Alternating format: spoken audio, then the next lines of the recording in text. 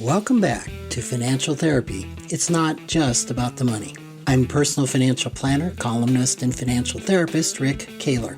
Research tells us that 90% of all financial decisions are made emotionally, not logically. For nearly 4 decades, I've been helping people make better money decisions. So what makes my financial worldview different from most financial experts? I blend the nuts and bolts of financial advice with the emotions that drive making them.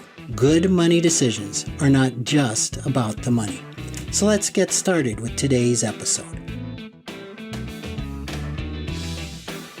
Welcome back to another edition, and I'm pretty excited to have Vessy Tasheva, and she's based in Dublin, Ireland, trained in psychoanalysis. Is that right, Vessy? Yeah, psychoanalytic therapy, yeah.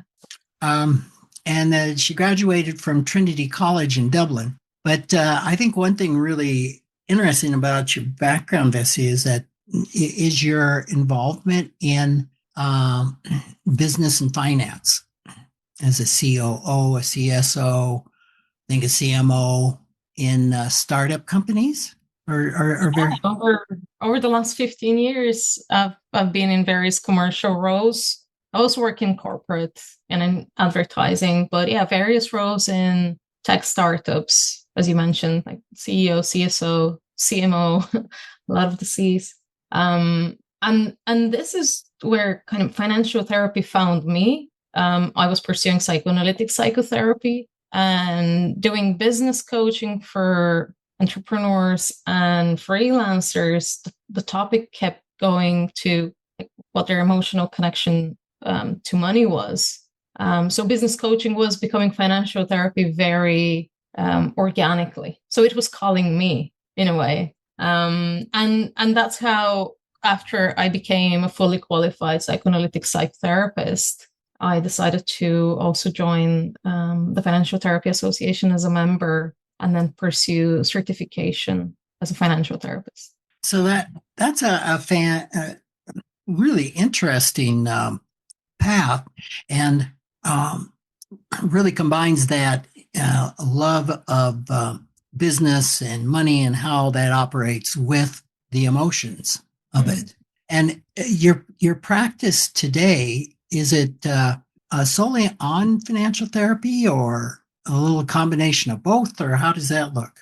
Yeah, I keep them separate in the sense that, so psychoanalytic psychotherapy, I only practice in person. I have a private practice in the heart of Dublin, in Dublin 2, not far off from where we met. And psychoanalytic, and then the financial therapy piece, it's mostly online. Both I practice in English and in Bulgarian. And with financial therapy, it's quite different from psychoanalytic psychotherapy in the sense that the boundaries are a bit different and it tends to be more short term. With psychoanalytic psychotherapy, it wouldn't be a surprise if you have a client who's with you for 2 years, 5 years, 10 years, even 20 years. In financial therapy, and you and I chat about that over coffee, usually, people who are maybe with you for a few months, half a year, maybe a couple of years, maybe a bit longer. But it wouldn't be typical to have someone, for 10 years.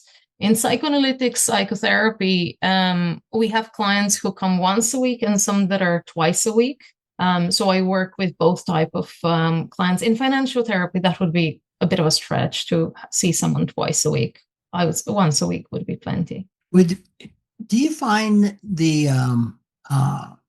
any difference in the frequency of meetings with financial therapy or psychotherapy? Now, I mean, you just said that psychotherapy, you could meet twice a week. That would be unusual with financial therapy.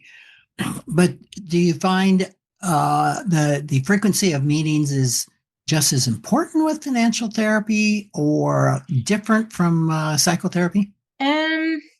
So in psychoanalytic psychotherapy, you definitely need to see each other at least once a week. Otherwise, you just spend your time catching up on what has happened. Mm-hmm. There is a lot of the narrative, this happened and that happened. that's even the case when you go to therapy once a week.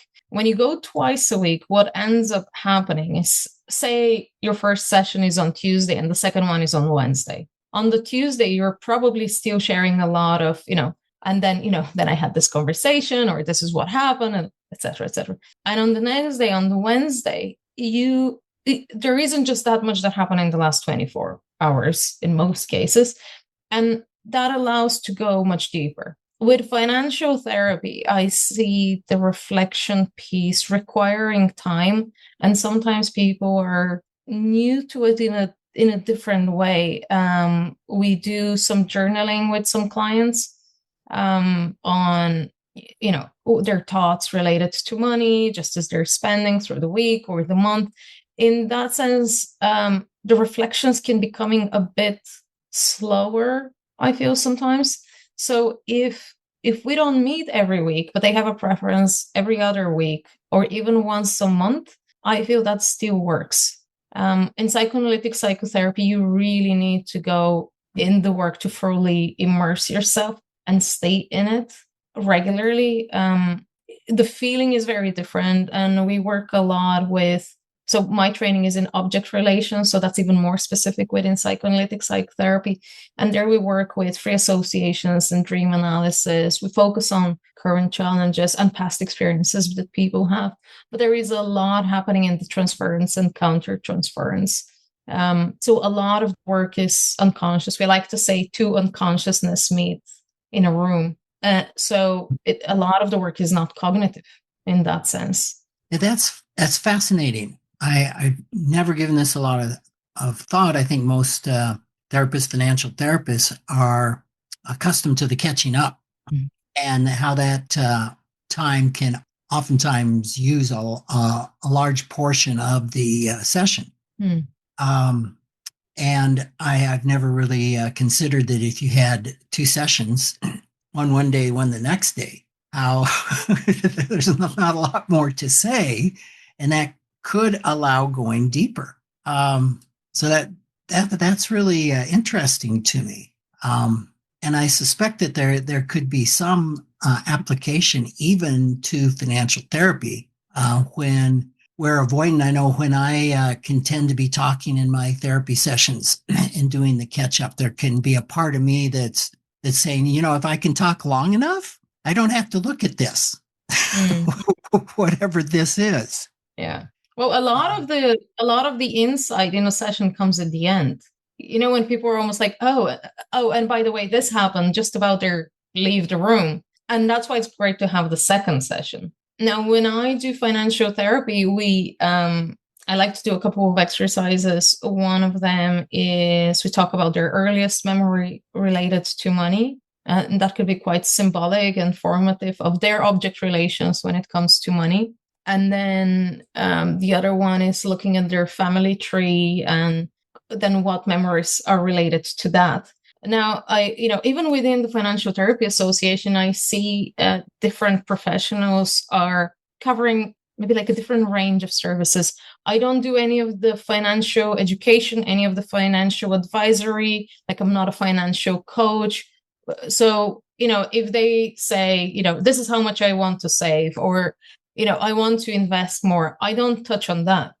We only work on the emotional piece. If they want a financial planner or educator or advisor or an accountant, then I put them in touch with someone in my network. So I stay within the emotional therapeutic space. When you look at the family piece and those like early memories, I would say I still have a kind of a psychoanalytic approach to it. That's definitely there, but it is a bit more cognitive. Like in psychoanalytic psychotherapy, we wouldn't be saying, hey, you should have a journal, or here's an exercise that you do, or like take notes about this. We don't do any of that. We don't have an agenda for the session. We don't follow up on, okay, last time we talked about A, B, and C. Now we're going to talk about, the same, or, it's very different. So what free association means is when someone starts a session, we don't even say, hi. Maybe they come in and they say hi and I'll nod, but and maybe I'll say hi back. But the idea is the person gets to talk whatever comes up to their mind, and that is free association, and that's already communicating what's on top of their mind, even maybe unconsciously. And you could have people that make a list of topics that they want to cover in a session, or a list of things that they want to work on in general. What's important is what they actually bring up, not what's on the list. And they might even send you a text message like, these are all the 10 things. That's the cognitive piece. Where the real work happens is when they come in, do they start talking about something completely different that they might even think is not important, but there is something really important. That's why it came to the surface. Yeah, that's fascinating. And is there any relationship between that type of therapy or worldview of therapy and financial therapy? I mean, you've said financial therapy is quite different, and I'm wondering if there's any crossover there. And part of that is when I was trained in IFS, it's very much following the client and no theme. Yeah. And I thought, how can this possibly be tied to financial therapy, where there is an agenda? The agenda is financial well-being, and can it be effective? And I found out that it could be. And I'm just really curious about, is there any crossover in those modalities? They can be. I wouldn't say it's in a very rigid way. It's I'll give you an example. So my Master of Science dissertation for Trinity College Dublin was on the topic of early experiences, more around the topic of how people shape their sense of self, as in true self or false self. True self being who we truly are within ourselves, and if we have even had a chance to develop that. And false self would be maybe what others expect of us, and then we're leaving a persona in a sense, and maybe we haven't been in touch with the true self. But the focus of the dissertation, something that everyone found unique, was even though I am trained to work with adults, I focused on the fetal experience, so the fetus during the pregnancy, through birth, and then up to 6 months after birth. So that was my definition of early experiences of trust and how they shape the adult sense of self. And then, the adult is anyone over 25 or over 30, depending on the most recent findings in neuroscience and the definition of adulthood. So it was really interesting, and to my surprise, that our very first experiences, just as I was researching on the topic, were sensory, and they were through the skin. So it's extremely early that we start to have those experiences. It's around, so essentially the embryonic epidermal development begins at 5 weeks of pregnancy.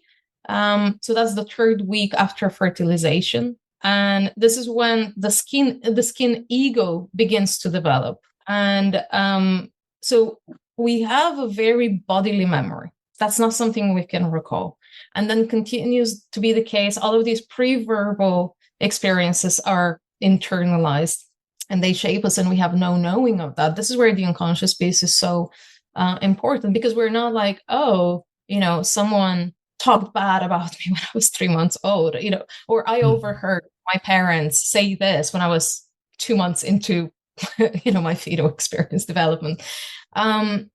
But those things leave a very deep imprints. And so the skin piece is what surprised me. And so looking at the fetal experience, the birth, and up to 6 months, the first 6 months of life, and where I find a very strong parallel, it's between the role of the skin and the role of money in one's life. So in my dissertation, we were looking at, what is the definition of trust? And it can be the parental consistency, reliability, love, which is a scary term in psychoanalysis because it's not defined. So there are different aspects that make a parent trustworthy, and then you internalize that trust. So there is a very strong relationship between trusting others and trusting oneself. Again, this starts at the beginning of the pregnancy as a process.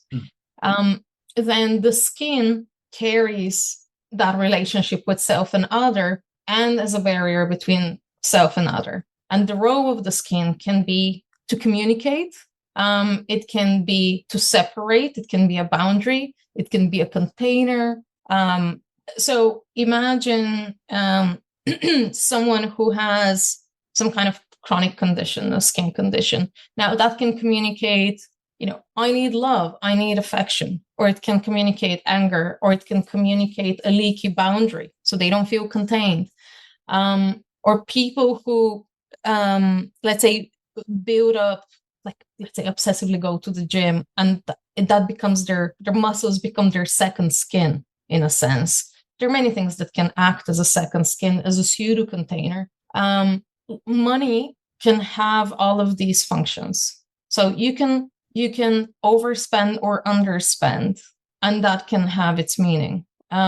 You can have, let's say, a flashy car. Are you, and that can communicate, maybe you're anxious when it comes to affection, or you're avoidant when it comes to affection, or there can be the self-worth piece. So self-trust and trusting others is a lot about your confidence in yourself, your self-worth, and money is directly tied into that. So if you have self and others as the two kind of major pieces, then what's in the middle is skin and money. So that's where the transaction or the interaction, and it's not to say every interaction is transactional, right? But some people can feel like for an interaction to happen, it has to be transactional. Mm-hmm. For example, maybe, you need to be a very wealthy man for women to notice you. So you're only worthy of affection, of love, of attention if you have money. Or it could be a sense of fusion. Let's say there could be kind of like a narrative, unless we have a shared account, or let's say unless all of the money that we have is shared, then it's not true love. Mm-hmm. And there are different ways that a couple can manage their finances. It's not to say there is a right or wrong way. And when I work as a financial therapist, that's what I remind people. It's not about whether you had good or bad experiences. We're not doing that kind of splitting. It's more about you had certain experiences. They shaped your relationship with money. And is that relationship with money useful to what you're trying to accomplish? So do you have an emotional connection to money that's constructive and healthy and works for you? And are you happy? And what's interesting is, even though people come to talk about those financial maybe objectives and then how they're shaped by their emotional connection to money, we end up talking about those relationships in their early childhood, the trust that was built or was lacking, or how it was jeopardized, etc., and then how it impacts their relationship today. So in a way, that's where they come for financial therapy, and it becomes quite psychoanalytic, object relations, because it ends up about affection, and they cannot fix broadly speaking, they cannot work or change the emotional connection unless we go into the relational piece. I'm smiling because it's like, oh, it's not about the money. It's not about money. But I love what you say in your podcast. 90% of decisions are emotional, and that's the fact. Because think about it: if financial education and financial advisory on its own was working, you would just read all of this information once. You wouldn't even pay an expert or a coach or any of that. You just sit and you will do it exactly. You will do it that correct way. And there is no correct way because we have different emotional needs. Like, for example, in your podcast episode, when you were talking about why you should have like a coffee machine at home instead of buying a coffee, I do have a coffee machine at home. And I know exactly what I'm getting emotionally out of getting a coffee out.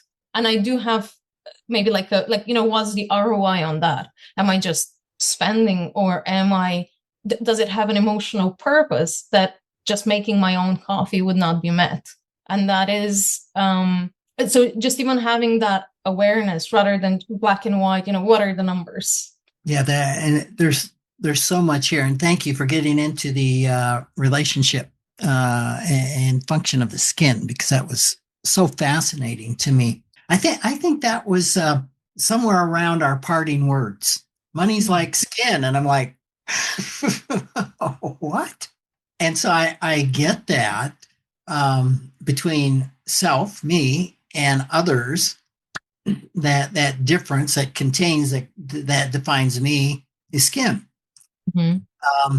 And I'm fascinated with the prenatal issues in doing a lot of experiential group therapy, psychodrama, things like that. I've seen how they have dealt with those, some of the prenatal, I don't even know that you could call them memories, but the sensations. They're I think it's easier to explain to people when you say a memory. It's a bodily stored memory. But if you're thinking of as a memory as something you can recall and be like, oh, and this is what happened on Tuesday, it's not that. It's information, it's sensory information that is stored in your body, and it gets recalled randomly by external factors. Something reminds you of that, and sometimes it's like temperature or a situation. And but it's interesting, isn't it? Like, how do early experiences of money shape the adult sense of self? How do early experiences of trust, that early into one's development, shape the adult sense of money? These things influence each other. They're almost it's like a formula where the self and the other and are the only constants, and whether it's skin or money or love or trust, it's actually the same thing on that relational level. So I'm curious, and I know we're almost out of time. What are the techniques, or how do you deal with a client, especially let's say a financial therapy client, around those prenatal experiences? Is that I can see in my mind's eye of how that might be done in a group or in group therapy. How is that done in one-on-one? There isn't like, step one is you do this, and then two. It's it can play out in many ways. First, you don't know if something is coming up that's from during the pregnancy, or when they were 2 years old or 20. You might not know. You might feel the kind of the severity of it. You could feel that it's a very primitive anxiety, and that would indicate that it's preverbal. You might know their birth story, and maybe it was very traumatic, or you might know that, I don't know, one of the parents experienced something during the pregnancy. These things can be informative in one way. They can explain why you observe and you feel in the session what they're talking about. But those like factual bits are secondary. What's important is what they experienced, what it meant to them, how they internalized it, and then how you feel that in the transference. And sometimes it could be, so let's say you have a client that leaves you feeling disgusted. That doesn't mean you're a bad therapist and you're thinking you have let's say a client you're disgusted of, or a client that you're angry at. What they're trying to show you unconsciously is what it feels like to be them. So that's where the work begins. And and this is where also supervision comes in very helpful, and going to personal therapy as a therapist to know what's yours and what's theirs, what's what is coming unconsciously in the work from them, maybe what's being projected, what they're putting in you, and you're containing that or helping them digest that and kind of return it in a digested form. And what are things that are just being brought up for you from your own life, and maybe stuff you haven't worked on, and then you can work on that in personal therapy. So it's not a structured process, but the majority of it boils down to establishing trust, and then gradually that trust being internalized. How it translates into money, it could be that there are different defenses or forms of acting out related to money. And then it's very much about the boundaries that are being held around money, and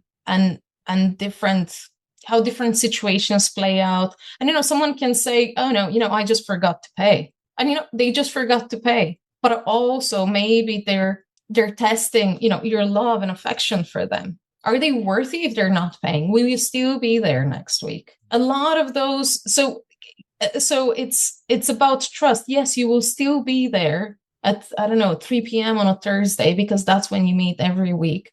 And gradually, and that's why it takes months and years, that is eventually internalized, that you're reliable. And then it becomes tricky when you go on a break, like a 2-week break, or like a summer break that might be a bit longer. That can be very challenging. So is it a breach of trust? Do we have rupture? And then can we repair, again, the trust? And it's really interesting to see how it can manifest, and it's very unique. Vessy, I want to thank you so much for joining us today, and I look forward to seeing you, I think, in Austin.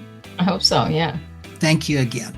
Thanks for joining me, Rick Kaler, for another episode of Financial Therapy. It's not just about the money. This is where I combine the nuts and bolts of financial advice with the emotions that drive making them. Remember, every financial behavior, whether it appears illogical to you or others, makes perfect sense when we understand the underlying beliefs, feelings, and thoughts. Sign up for my weekly blog at financialawakenings.com. I hope you'll join me again for our next episode.